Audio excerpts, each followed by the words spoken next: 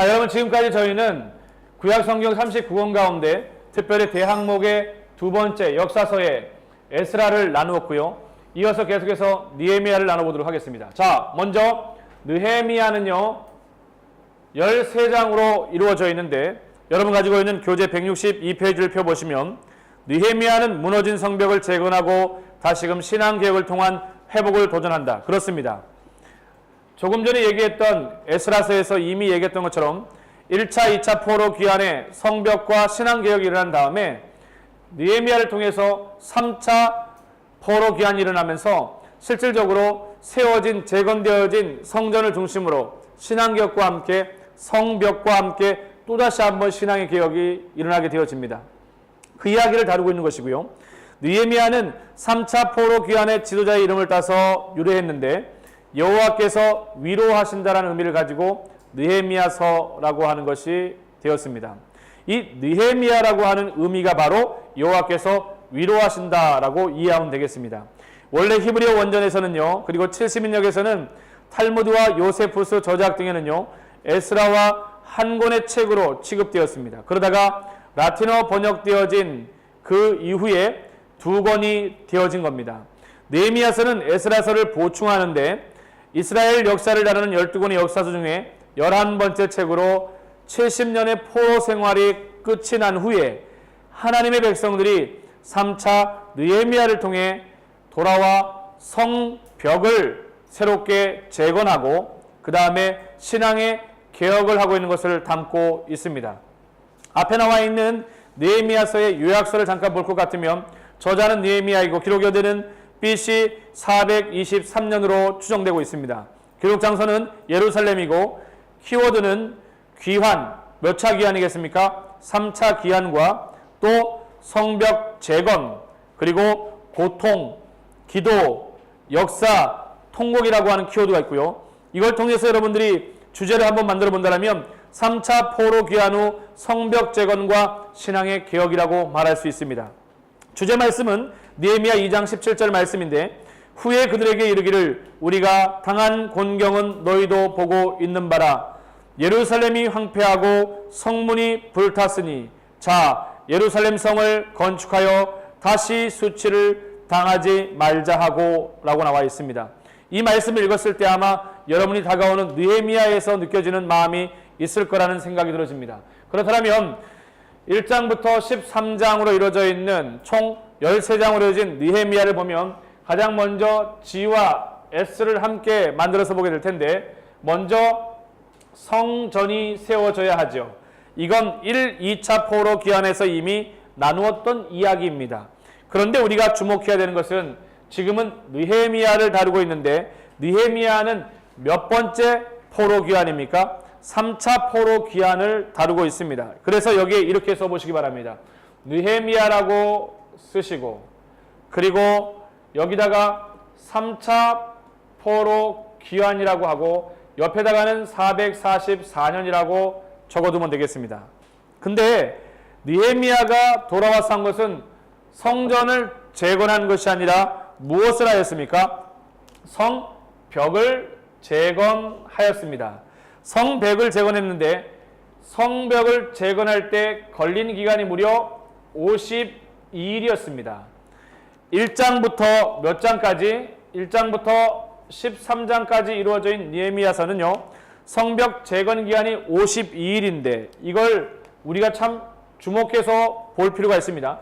성벽이 52일인데 여러분 신앙의 개혁은 얼마나 걸릴 거라고 생각하십니까? 신앙의 개혁은 여러분이 생각하시기에 얼마나 걸리겠습니까? 성벽은 52일 만에 세워질 수 있는데 신앙의 개혁은 얼마나 걸릴까요? 수천 년이 걸려야 되는 그런 작업입니다. 이게 수천 년이 상징하는 바가 무엇을 말하겠습니까? 끊임없이 매일 주님 앞에 나아가지 않으면 안 된다라는 것을 여러분께 말씀을 드리는 겁니다. 근데 이 느헤미야가 성벽을 재건할 당시에는요, 반대하던 사람들이 있었습니다. 어떤 사람들이었을까요? 똑같습니다. 산발랏이라고 하는 사람과 도비야라고 하는 사람이 있었는데 이들이 손에 들고 한 말은 성전 건축, 성벽 재건, 결사 반대라고 하면서 끊임없이 그들은 계속해서 비난을 일삼았습니다. 그리고 기회가 되어지면 느헤미야를 해하려 하기도 했고요. 그런 가운데 52일 만에 성벽이 재건됐다는 것은 참 크나큰 하나님의 은혜가 아닐 수 없습니다. 그러면 구체적으로 한번 보도록 하겠습니다. 제일 먼저 우리가 다뤄야 될 것은 느헤미야이고, 느헤미야의 3차 포로 기한이 444년에 일어났는데, 제일 먼저는 중요한 것은 인솔자가 누굽니까? 본인 느헤미야죠. 몇 년도에 일어났습니까? 444년에 일어났고요. 그 당시에 통치하던 왕이 누굽니까? 아닥사스다 왕입니다. 아닥사스다 왕 1세였습니다. 1세의 재가를 받아 느헤미야가 3차 포로 귀환이 가능했고, 그리고 돌아와서 성벽을 재건하는 사역을 감당하고, 그 성벽이 다 재건되어지자 다시금 고국으로 돌아가서 다시 나중에 돌아왔을 때 안타까운 광경을 보게 되어지죠. 여전히 빚에 허덕이고 잘 살고 있는 지도자들은 가난한 사람들을 향해서 돕지 않고, 그런 마음 가운데 성전이 지어져 있고 성벽이 세워져 있을지라도 그 안에 살아가는 사람의 마음이 바뀌어지면 안 된다는 마음을 가지고 그는 신앙의 개혁을 일으키게 되어지죠. 그래서 신앙의 개혁이 다시금 느헤미야를 통해서 일어나게 되어집니다. 거기 교재 161페이지를 보면 느헤미야의 개국과 성벽 재건 그리고 신앙의 개혁이 잘 나와 있는데, 잘 보시기 바랍니다. 느헤미야의 개국과 성벽 재건을 보면 성벽 재건 조사 허락을 받게 되어져요. 저는 이렇게 생각을 해요. 이방 나라의 신하로 살아가는데 이방 나라의 왕이 만약에 허락해주지 않았더라면 이 느헤미야가 어떻게 됐을까요? 성벽 재건이 과연 가능했을까요? 그렇다면 신하가 찾아와서, 이방 나라의 신하가 찾아와서 왕이시여, 우리 고국의 성벽과 여러 많이 불타고 정말 어려운 가운데 있는데 돌아가서 그것을 좀 먼저 확인하고 오면 안 되겠습니까? 그랬을 때 왕이 허락했다라는 것은 그동안 느헤미야가 얼마나 신실하게 잘 해왔다는 것을 말해주고 있을까요? 그러니까 삶이 중요한 거예요. 삶이 중요한 거예요. 그리스도인이라고 하는 무늬를 달고 있는 것이 중요한 것이 아니라 진짜 삶이 중요한 거죠. 삶이 뒷받침되어지는 거예요. 삶이 뒷받침되어질 때 세상이 우리를 향해서 그리스도의 사람으로 인정을 하게 되어지고요. 또 하늘의 하나님도 우리를 향해서 자녀라고 인정되어지는 겁니다. 그렇게 성벽 재건 조사가 허락되어지고요. 예루살렘 성벽을 확인하러 느헤미야가 오게 되어집니다. 그리고 나서는 구체적으로 성벽 재건을 준비하고 공사를 진행시키는데 산발랏이 성벽 재건을 방해하고 도비아가 비웃게 되어지죠. 일하는 자들이요, 사람들이 자꾸만 위협을 느끼고 하니까 어떻게 되어집니까? 한 손에는 일하는 노동, 다시 말해서 일하는 도구와 물품들을 가지고 있고, 또 한 손으로는 어떻게 해요? 병기를 가지고 일을 합니다. 무기를 가지고 일하게 되는 거죠. 또 보면은 백성들이 경제적으로 어렵다는 사실을 알게 되어지고요. 높은 이자를 받고 있는 걸 통해서 느헤미야는 그러지 말라라고 얘기를 합니다. 그리고 느헤미야가 녹을 받지 않고 느헤미야의 위기가 찾아오고 스마야의 거짓 예언으로 또한 성벽 공사가 그럼에도 불구하고 아름답게 잘 맞춰지게 되어지자 느헤미야는 그 사역을 마치고 귀환하게 되어지죠. 그러고 나서 시간이 지나고 나서 다시금 돌아옵니다. 그리고 나서 하나님 앞에서 신앙의 온전한 개혁들을 새롭게 일으키는데, 오른쪽 부분에 보면은 느헤미야의 신앙 개혁이 나오게 되어지는데, 이방인을 쫓아내고 이방인과 결혼하는 것을 허용하지 않게 되어지고 성전 골방을 정결하게 합니다. 이게 무슨 말입니까?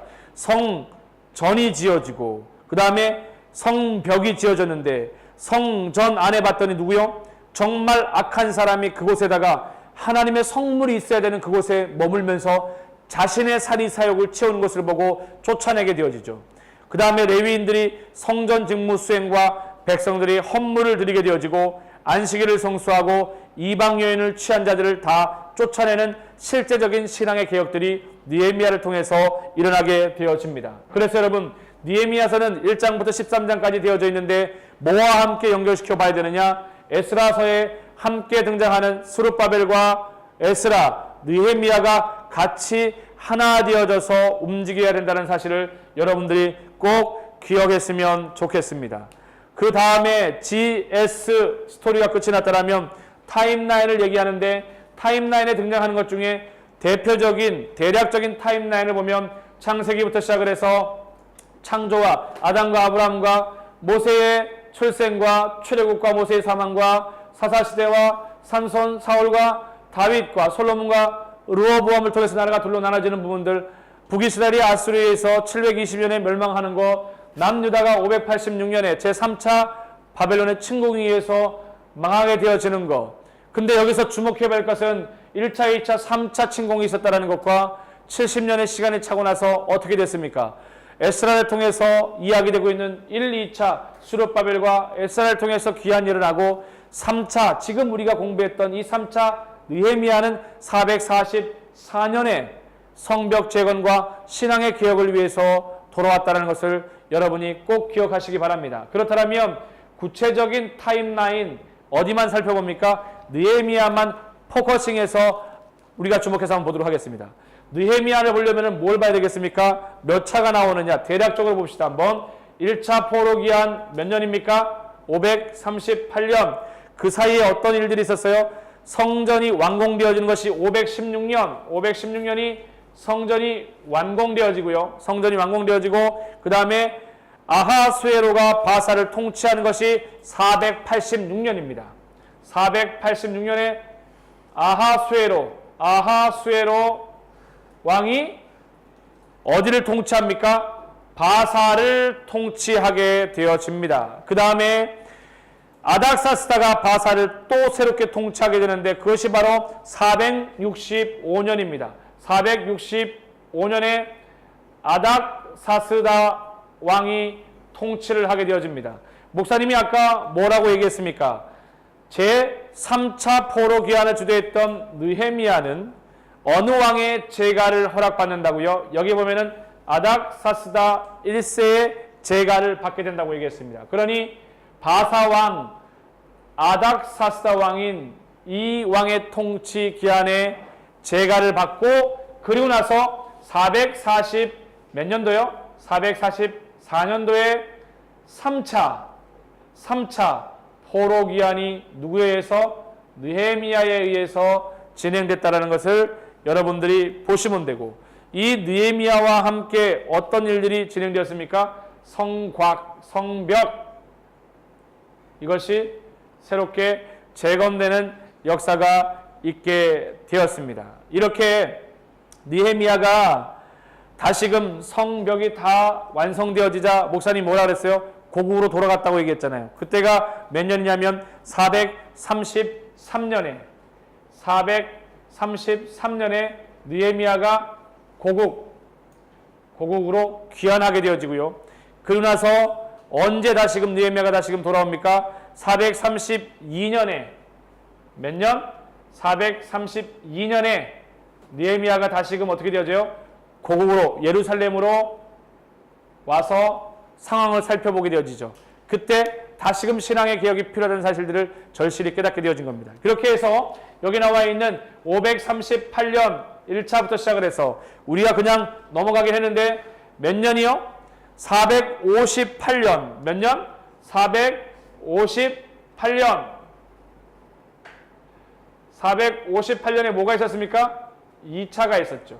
그리고 444년에 3차가 있게 되어집니다. 1차, 2차, 3차를 포함하고 느헤미야의 모든 사역이 끝나고 돌아갔다 다시금 돌아오는 요 기간의 이야기를 다루고 있는 것이 뭐라고요? 느헤미야의 이야기라는 사실을 기억해 주시고요. GST 타임라인을 했고요. M 매핑을 볼 것 같으면 여러분 가지고 있는 교재 164페이지를 한번 펴보겠습니다. 매핑을 볼 것 같으면 자 여기를 보십시오. 우리가 잘 알고 있는 것처럼 1차 기한이 수르바벨을 통해서 있었고요.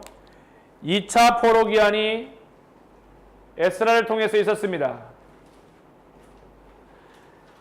3차 포로 기한이 느헤미야를 통해서 있었는데 느헤미야는 어디에 머물러 있었냐면 수산성에 있었습니다. 수산. 그 다음에 이 수산에서 출발을 해서 어디로 오느냐? 루크로 왔어요. 루크로 와서 어디로 갑니까? 보르시파로를 거쳐서요. 보르시파를 거쳐서 어디로 왔습니까? 저기에 다드모를 거쳤어요. 다드모를 거쳐서요. 어디로 들어옵니까? 다메섹과 하솔을 거쳐서, 다메섹을 거쳐서 하솔을 거쳐서 예루살렘 성전이 있는 곳으로 들어오게 되어지죠. 이게 바로 매핑을 다루고 있습니다. 교재 164페이지에 보면 자세하게 나와 있는데, 더 추가적으로 느헤미야 이야기를 알기 위해서 어널리즈, 분해 분석을 볼 것 같으면 164페이지 하단 부분입니다. 1장에서는 느헤미야의 기도가 있게 되어지죠. 어떤 기도입니까? 고국의 이야기를 듣고 나서 하나님 앞에 울며 기도하는 느헤미야입니다. 2장에는 느헤미야의 귀국과 느헤미야의 성벽 재건 건축 준비 과정이 있고요. 3장에서는 느헤미야의 성벽 재건이 실제적으로 일어나게 되어지는데, 거기에 보면은 양문과 어문과 옛문과 골짜기 문과 분문과 샘문과 마문과 한밑간문과 성벽 재건 방해하는 것이 4장에 나오게 되어지고요. 5장에서는요 백성들의 불평이 있게 되어지고, 6장에서는 느헤미야를 살해하려고 하는 음모가 발생하게 되어집니다. 그리고 그럼에도 불구하고 예루살렘 성벽이 완공되어지는데 52일 만에 완공이 되어집니다. 7장에서는 1차 귀환 인구조사가, 8장에서는 에스라의 율법 낭독과 초막절 준수가, 9장에서는 백성들의 회개가, 10장에서는 율법 준수를 맹세하는 것과, 11장에서는 예루살렘 거민을 인원을 더 늘리게 되어지고, 12장에서는 예루살렘 성벽 봉헌과 13장에서는 성전 정화, 그런 일들이 구체적으로 느헤미야를 통해서 일어나게 되는 것을 보게 됩니다. 여기서 제가 말씀드렸던 것 중에 3장에 보면 느헤미야의 성벽 재건이 있는데, 성벽 가운데 각각의 문들이 어떻게 만들어지는지 165페이지를 여러분들이 지금 한번 보시기 바랍니다. 거기에 보면 느헤미야의 추가 자료인 엑스트라 자료가 소개되고 있는데, 제목은 느헤미야 속의 예루살렘과 성문이라고 나오게 되어집니다. 입체적으로 다나 선생님이 그린 것을 보완해서 그려놓은 것인데, 제일 위에 보면 여러분들이 보는 것 중에 2시 방향에 보게 되어지면은 예루살렘 성전이 보입니다. 그 앞에 바로 어문이 있게 되어지고요, 양문이 있고 한밑간문이 있고 동문이 있고, 이 동문을 통해서 예수님께서 들어오신다라고 얘기를 하게 되어지죠. 그 다음에 마문, 홀스게이트가 있게 되어지고요, 수문이라고 하는 워터게이트가 있고요, 쭉 더 내려오면은 샘문이라고 해서 파운테인 게이트 이렇게 되어 있습니다. 그 다음에 더 아랫부분에 보면 뭐가 있습니까? 분문이라고 하게 되어지는 덩 게이트가 있게 되어지고요, 골짜기 문이라고 하는 벨리 게이트가 있게 되어지고, 위쪽에 보면 올드 시티 게이트에서 윗문이 있게 되어집니다. 이렇게 예레미야가 여러분이 잘 아는 것처럼 다시금 고향으로 돌아와서 하나님 앞에서 지어진 성전을 바라보면서 성벽의 필요를 절실히 깨닫고 그 성벽을 구체적으로 지어나가는데, 여러분 밑에 보시면은 느헤미야의 성문이 나와요. 한 번 더 얘기하고 있죠. 근데 누가 이 일을 감당했는지 한번 보십시오. 느헤미야 혼자 감당한 것이 아니라 이스라엘 백성들이 함께 협력했기 때문에 가능했습니다. 보시면 양문은 누가 했습니까? 대제사장과 엘리야십과 그의 형제 제사장들이 양문을 건축하고 수리했습니다. 이 양문이 갖는 의미는 하나님의 어린 양 예수라고 하는 그러한 요한복음 1장 29절의 의미가 있고요. 어문이라고 하는 피시게이트는, 여러분 피시게이트가 어딘지 한번 보십시오. 거기에 보게 되어지면은 하스나니아 자손들이 이것을 건축하고 새롭게 다시 한번 지어가는데, 영적인 의미는 마태복음 4장 19절에 사람을 낚는 어부의 의미가 있습니다. 옛문은 올드 시티 게이트는 요야다와 무술람이라고 하는 사람이 건축하게 되어지는데, 이 의미는 성도가 걸어야 하는 선한 길을 마태복음 11장 29절에서 보여주고 있습니다. 골짜기 문은요, 한운과 산호야 주민들이 만들게 되어지는데 주를 섬기는 자의 겸손을 누리게 합니다. 누가복음 14장 11절과 필립보서 2장 3절과 4절의 말씀에 인용되어져 있습니다. 그 다음에 분문을 볼 것 같으면 레갑의 아들 발기야가 만들게 되어지는데 영육의 더러움을 깨끗게 한다라고 하는 고린도후서 7장 1절 말씀을 인용되어져 있습니다. 더 나아가서 샘문이 있게 되어지는데 고로세의 아들 살룬이 짓게 되어지고 성령 충만함이라고 하는 요한복음 7장 38절과 39절의 말씀이 인용됩니다. 동쪽 수문이 소개되고 있는데 느디님의 사람이라고 하여 말씀의 물로 정결케 된다라고 하는 요한복음 15장 3절의 말씀이 인용되어져 있습니다. 마문이 있게 되어지는데 제사장들이 협력하여 이 문을 건축하고 수리합니다. 그리스도의 군사의 선한 싸움을 상징하는 에베소서 6장 11절에 18절 말씀을 주목할 수 있겠습니다. 한밑관문은 무엇보다 금장색 말기야라고 하는 사람이 건축하게 되어지는데 그리스도의 심판대라고 하는 고린도후서 5장 10절의 말씀이 잘 인용되어져 있습니다. 동문이라고 한다면 스가냐의 아들 스마야가 건축을 하게 되어지는데 다시 오실 그리스도 요한복음 14장 1절에서 3절까지 그리고 요한계시록 22장 12절까지의 말씀을 통해서 하나님의 다시 오신, 다시 말해서 그리스도가 다시 오실 때까지 예배하는 자로서의 그렇게 기다리고 사모하는 의미를 상징적으로 담아내고 있습니다. 그 외에 더 넘겨보면 166페이지에 보면 느헤미야의 추가적인 엑스트라가 계속 소개되고 있는데 거기에 보면 신구약 성경 속에 무게 단위가 나오게 되어지는데 구약에서는 게라라고 하여서 20분의 1 세겔이라고 하여 오늘날 0.57g의 무게를 말하고 또 구약 성경에 나와 있는 반세겔이라고 하는 표현은 무엇입니까? 2분의 1 세겔을 말하는데 5.7g을 말합니다. 베가와 페레스라고 하는 것은요 2분의 1 세겔을 말하는데 1게라는 0.6g인데 여러분들이 참고해 보시면 좋을 것 같습니다.